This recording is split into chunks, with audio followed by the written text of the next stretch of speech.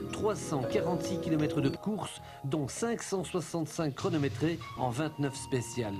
3 larges boucles sont tracées au nord, à l'ouest et au sud de Cordoba.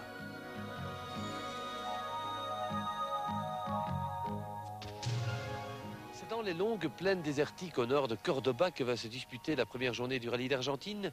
Quelques 500 km de galop d'échauffement parmi les herbes de pampa, bien connues de nos horticulteurs. Actuellement, sous l'équateur, dans l'hémisphère sud, c'est l'hiver. Le soleil est bas, il gèle. Juha Kankkunen ouvre la route. En principe, c'est un avantage, car il est le seul à ne pas être gêné par la poussière. Mais le vent s'est levé qui va balayer les pistes. Grâce à ce courant d'air, personne n'aura la vue brouillée.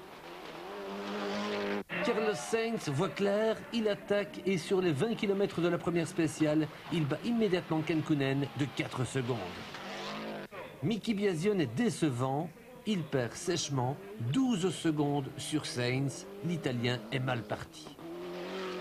Didier Auriol, remotivé depuis son succès en Corse et désireux d'effacer son malheureux incident de l'Acropole, Didier Auriol bat Sainz et Kankkunen de 4 et 8 secondes. Harri Vatanen tâtonne, il est à 10 secondes d'Auriol.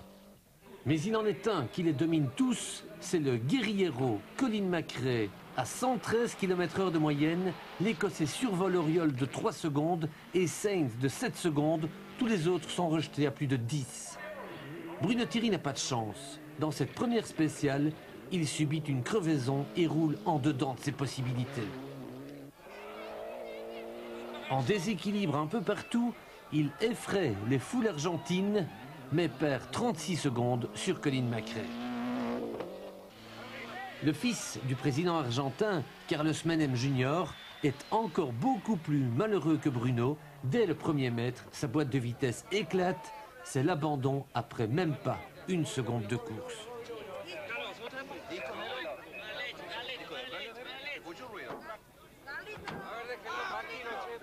Carlos Sainz l'avait prévu, le duel allait être serré entre les Subaru et les Toyota. Cependant, le matador espagnol aligne 3 meilleurs temps partiels pour prendre la tête et repousser Didier Auriol à une bonne dizaine de secondes. Auriol a une excuse de taille. Dans la deuxième spéciale, il a heurté un rocher moins gros que celui qui a provoqué son abandon à l'Acropole et il pilote une Toyota déréglée. C'est pas trop mal, mais j'ai pris une pierre dans la deuxième spéciale. J'ai un peu ouvert le avant et on n'a pas eu le temps de la régler. Alors j'ai un peu le volant comme ça. Alors, la voiture n'est pas très bien équilibrée, mais bon, ça va pas mal, on n'est pas trop loin. 17, tu m'as dit 19. Ça va. On va essayer de remettre ça en ordre maintenant. Bruno Thierry a lui déjà remis les choses en ordre. Pied au plancher, Bruno progresse. Dans la troisième spéciale, il signe le 3e meilleur temps absolu, juste derrière Sainz et Auriol. À la surprise générale, il est très souvent le plus rapide des pilotes Ford devant Biasion et Vatanen, et pourtant, il souffre d'un manque d'étanchéité et de petits ratés électriques. Regardez mon copilote, il est tout mouillé. L'eau est entrée dans la voiture dans un gué. Ouais, puis j'ai été perturbé par la voiture, elle a un petit peu dératé. Après 7 spéciales, Bruno est 4e du classement général. 4e, un score inattendu pour un néophyte de l'Argentine. Chez Ford, on n'en revient pas.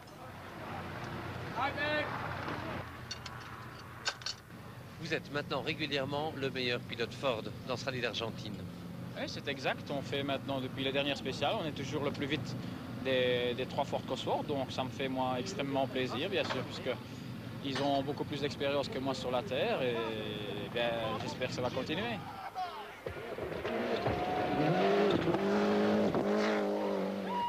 Il faudrait que vous montiez avec ici dans la dernière spéciale. Les gens ne peuvent pas s'imaginer. On est en 6e, 7e, des bosses, les roues en l'air, en travers, en 6e. Ça vous le dit, ça. Pas besoin de faire de dessin. Bon, sommet à fond. 70. Droite 0 sur gauche 25. Droite 0 sur gauche 25. Bruno ne nous a pas emmenés en spécial dans son escorte Cosworth 4 roues motrices, mais une caméra embarquée placée à 4 endroits stratégiques va nous permettre d'apprécier à la fois la vitesse et le talent conjugué de Bruno Thierry et Stéphane Prévost. 100 mètres frein et droite 35.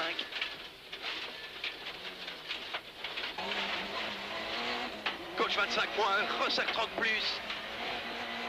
Resserre 30 plus. Sur jump droite 10 à fond. Et droite 35. Pour sommet droite 25 plus. Et gauche 30 plus. 30 plus. Ouvre en jump hockey. Sur droite 10, resserre 20. Sur gauche 30. Gauche 30. Droite 25. 200. Passe hockey. Et droite 35. Maintenant, imaginez-vous que vous êtes installé sur le pare-choc avant. Sommet frein et droite 35. 35. Ouvre à fond. Pour sommet droite 25 plus. Et gauche 30 plus. Gauche 30 plus. Ouvre en jump hockey. Sur droite 10 resserre 20. Sur gauche 30. C'est à cette cadence soutenue que Bruno achève sa première journée argentine en 4e position. Il a battu 6 fois Biasion et Vatanen, un véritable exploit. En tête, l'Espagnol Sainz signe à nouveau 3 scratchs consécutifs pour distancer Auriol. Auriol ne sait plus à quel sens se vouer. Le Français trépigne d'impuissance. Ouais, Carlos va très vite, hein. J'étais surpris de son temps là parce que j'ai vraiment attaqué et bon, il manque encore 10 secondes. 10 secondes. Où va-t-il les chercher? Je sais pas. Mon temps est très bon puisque je mets 9 ou 10 secondes à Yua. Peut-être 11 même.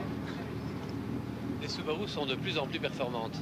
L'Acropole n'était pas un accident pour eux. Non, mais c'est sûr, c'est pas une surprise, hein. Je veux dire, il n'y a pas de surprise du tout là. À peine handicapé par une crevaison, Colin McRae rentre à Cordoba avec un petit coup dans l'aile, avant gauche. Auriol récupère un peu de son retard en gagnant la 10e spéciale, mais Carlos Sainz garde le commandement.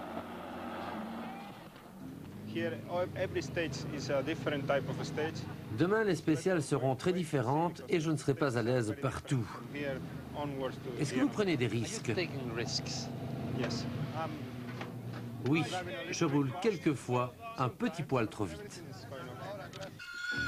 Au classement général, après cette première journée échevelée, Carlos Sainz a 20 secondes d'avance sur Didier Auriol. Kankkunen est à 1 minute 03, à 2,42. Thierry emmène le gros peloton. Ils sont encore tous en embuscade derrière le Matador, spécialement Auriol, le franc-tireur, place à la guérilla.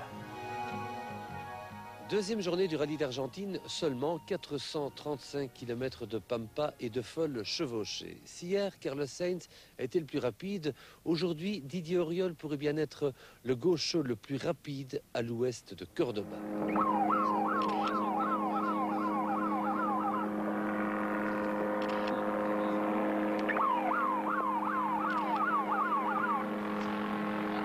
Dans le petit matin glacial, Carlos Sainz bondit le premier, escaladant les hauts plateaux argentins. Il avait raison de se méfier d'Auriol, qui grappille petit à petit ses 20 secondes de retard. Le combat des aigles est impressionnant. Voyez Auriol attaquer cette épingle. Il est vraiment rapide ce matin.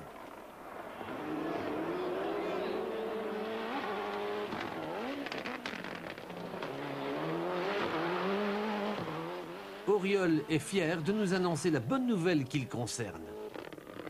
Je pense que là, on repasse en tête là. Je pense. Ouais. C'est chaud depuis ce matin. Il y a eu des endroits très limites. Et ça passe. Grande passe d'armes. Ouais, on essaie. On essaie. Alors là, vous venez de reprendre 4 secondes à Carlos Sainz. Ben, c'est bien, on va essayer de continuer dans ce sens. Auriol a donc maintenant 4 secondes d'avance sur Sainz. Il lui a collé 24 secondes en 5 spéciales. Pourtant, il n'a pas été le plus véloce. C'est Macrae qui a signé tous les scratchs, mais il va sortir de la piste et abandonner. Bruno Thierry ne va pas bien non plus. Parce qu'il a reconnu avec une voiture très lente, il n'ose pas aborder les virages masqués à haute vitesse, de peur de se faire surprendre par un piège inconnu. Il est moins performant qu'hier et ça l'énerve. Ça va pas. Qu'est-ce qui va pas?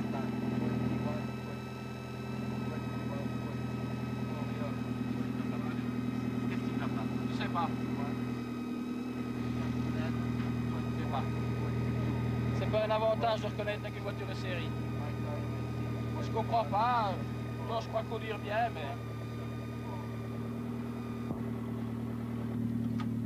On verra. Didier Auriol n'a toujours qu'un souffle d'avance sur Carlos Sainz. Sainz ne s'avoue jamais vaincu. Il réagit violemment et contre-attaque, gagnant les 17e et 19e chronos. Il reprend la tête avec 1 seconde d'avance sur un Didier Auriol qui n'en revient pas, car il attaque à fond partout. Derrière ces deux intouchables, Vatanen se montre souvent le meilleur. Aujourd'hui, c'est lui le plus rapide des pilotes Ford. Biasion se plaint toujours de sa machine et Bruno Thierry a cassé un bras de suspension qui lui a coûté plus d'1 minute. Au regroupement de Mina Clavero, les sourires des 3 Fordistes sont chargés de significations diverses. Aujourd'hui, la machine va mieux? Hein? La machine, la voiture va mieux? J'ai le même problème qu'hier, on n'a pas été bon de régler la chose. Et on va comme ça. Mais la voiture d'Harry va beaucoup mieux, hein, Harry? C'est pas la même voiture que hier. Maintenant, c'est bien réglé comme il faut. Hier, c'était la voiture de shopping. Aujourd'hui, c'est la voiture de course, mais comme il faut. On vient de faire une spéciale entièrement dans le sable. C'est comme si on roulait à la panne sur la planche. Et là, je suis pas du tout habitué. Dans mes freinages, je freine beaucoup trop tôt chaque fois parce que j'ai l'impression que je vais me faire jeter. Et quand j'ai passé le virage, je me suis dit, j'aurais pu passer beaucoup plus vite. Tout ça est une question d'expérience, je crois. Pour chevaucher à toute allure dans les pampas, il faut de l'expérience. Auriol en a plein ses fontes. La preuve, sur les 22 km d'ascension de Mina Clavero à Jules César, il reprend 2 secondes à Sainz avant de signer dans la légendaire spéciale d'El Condor un véritable exploit. 17 km sans notes, Auriol attaque par cœur. Ça va dans la dernière spéciale. On n'a pas eu de radio, j'entendais pas Bernard, il me disait juste 2e, 3e, 4e. Heureusement, je connais très bien la spéciale. Je l'ai fait sans radio. Et le temps est bon puisqu'on lui en met 5 quand même. Humilié, Sainz signe le dernier scratch, récupérant 1 seconde, une petite seconde. Il en a encore 5 de retard. Si je n'arrive pas à battre Didier, je me calmerai, je vais quand même pas sortir de la route. Le championnat est encore long. Bruno Thierry finit la journée mieux qu'il l'a commencé. Il égalise virtuellement les chronos de Vatanen. Biasion ayant abandonné, pompe à huile cassée, il ne reste plus que 2 pilotes Ford en course, Harry et notre Bruno. I think he's been excellent. I mean, remember that this is the first time he's done this event. Je pense que Bruno était excellent. N'oubliez pas qu'il découvre l'Argentine et qu'il a reconnu dans une voiture de série dont on ne dira pas le nom. Il s'est entraîné à 80 km/h et en course, il roule à 180, 190. C'est tout différent. Ce qu'il fait est remarquable. Il roule avec maturité, ses performances sont spectaculaires. Bruno est 5e, à 8 secondes de Vatanen. Après 4 heures, 16 minutes et 24 secondes de cavalcade, Auriol n'a que 5 secondes d'avantage sur Sainz, on croit rêver. Il sprinte depuis 400 km et 150 mètres à peine les séparent. Première spéciale, temps à battre 8 minutes 03 par Didier Auriol. Sainz signe 7 minutes 57. Il lui reprend 5 secondes, ils sont à égalité et à bout de souffle. Incroyable, le rallye recommence à 0 et il se résume à un duel de géants entre Auriol et Sainz. Derrière, Kankkunen abandonne sur panne électronique. Et Ford Motorsport décide de calmer Thierry et Vatanen qui se disputent à chrono égaux mais risquent de compromettre tous les deux leur 3e et 4e position en se faisant des frayeurs inutiles. Auriol se défonce, il gagne la 24e spéciale.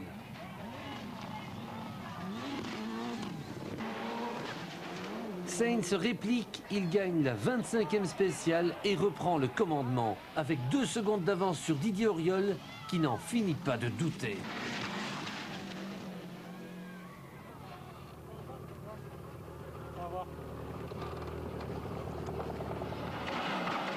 Ils sont partis comme des furieux dans la dernière longue spéciale. Un juge de paix de 45 km, l'étape de vérité qui désignera le vainqueur.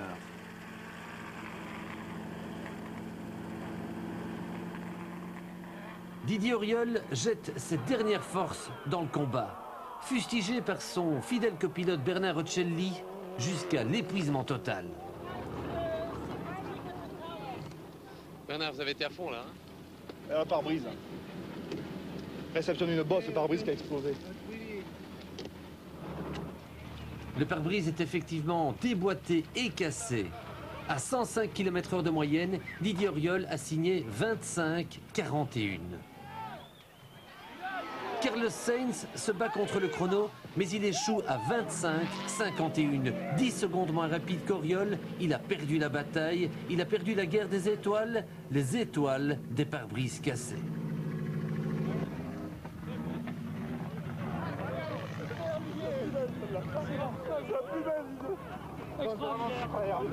Formidable, formidable. Ah, bordel. Ah, bordel. Tu as pas vu le dernier contrat? Non. J'ai failli mettre un coup. Maurice, libération, ce dit pas plus belle. Pas plus belle victoire. Une de mes plus belles avec le Monte-Carlo contre François. Ça a été chaud jusqu'au bout, hein. Le dernier gauche, j'ai failli partir en tête à queue en 4e. C'était close du tête à queue. J'étais un peu vite au freinage. Ça fait du bien quand ça s'arrête. C'est une de mes plus fantastiques victoires. Dans le stade de Cordoba, la 15e victoire mondiale d'Auriol Roccelli est saluée par 50 000 spectateurs. Didier Auriol a battu Carlos Sainz de 6 secondes. Vatanen est 3e à 6,40. Bruno Thierry et Stéphane Prévost sont 4e à 11,07. Le meilleur résultat jamais engrangé par notre jeune espoir belge. Pour leur 4e place, qui est aussi la meilleure des équipages néophytes, Bruno Thierry et Stéphane Prévost ont également droit au podium. Bruno n'a pas encore l'habitude des magnums de champagne, il est peut-être trop ému. Franchement, est-ce que vous avez déjà vu ça quelque part? À part lors d'un match du mondial. C'est vrai que ça ne se passe pas, ça se passe à quelques milliers de kilomètres, mais moi je n'ai jamais vu une ambiance ici. Pour moi, ça c'est le top, hein. Jamais vu ça. Petit à petit, les rêves se réalisent, hein. Ah oui, ben c'est vrai. Déjà pour moi, j'étais un peu anxieux au départ de ce rallye, mais ici c'est déjà terminé, c'est déjà fantastique. Les mécalos ont eu dur à faire. Tout le monde a bien travaillé. Avec Stéphane, on a passé 11 jours de reconnaissance. Ça a été dur parce que, vous savez, dans les chemins cassants avec une voiture de série, pour ne pas la casser, il fallait faire mollo. Et ça a payé, notre persévérance a payé. Bruno Thierry est maintenant 5e au classement mondial des pilotes de rallye. Il suit immédiatement Miki Biasion. Carlos Sainz a pris la tête devant Didier Auriol et Joaquin Kuden. 6e, Delecourt reprendra la compétition en Finlande à la fin du mois d'août. Entre-temps, Harry Vatanen, 6e lui aussi, disputera à sa place le rallye de Nouvelle-Zélande, où l'on peut s'attendre à de fameuses nouvelles grandes manœuvres. Car Subaru va continuer de menacer de plus en plus sévèrement Toyota et Ford n'a pas encore abdiqué. Dans sa fermette de Blaringhem, François Delecourt, complètement guéri, rêve d'une fin de saison en spirale victorieuse.